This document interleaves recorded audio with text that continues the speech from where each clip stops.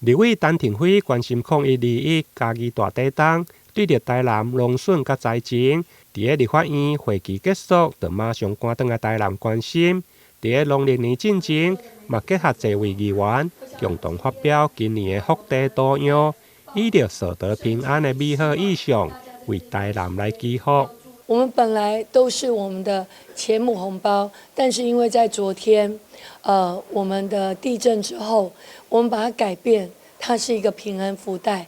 大家记得，我们平安安平一直都是我们在我们的福袋当中非常重要的一个元素，所以呢，刚刚好。我们希望，借由所有的议员，然后一起来，做一个祈福，然后集气为我们的台南来祈求平安。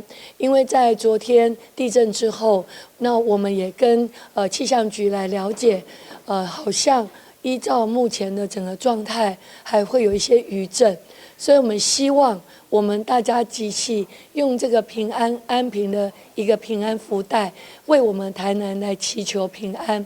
立委表示，每年的过年福袋，甲着安平平安文创公司合作，今年已经是第7档。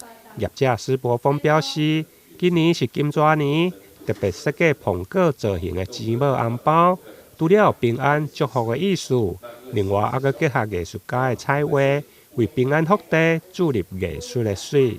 在每年的一个农历年的之前，都会将生肖跟平安做一个设计结合，做1元红包。那相对的，我们品牌文创也会带出来。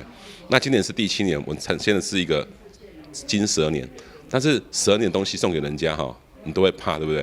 所以我们就运用蛇的身体绕成苹果的样子，代表健康。那蛇也用比较谐音叫做舍得的舍，所以整个图的意象就是舍得平安。健康圆满送给大家，来祝福大家在新的一年。其实人生有舍有得，那怎么平安圆满健康是最重要的。我手上这个呢，它是运用一些自动性的技法，还有一些不同的媒材、特殊的颜料，以及中间呢有加了一些我特调的金箔颜料，那让未来的一年呢更加的平安。另外，议员陈怡丁也表示，这个平安福袋。全部拢是妈妈志工团队亲手来制作，每一份拢有无限的心意。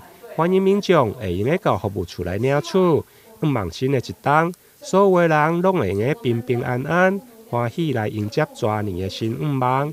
台南新闻林根采访报道。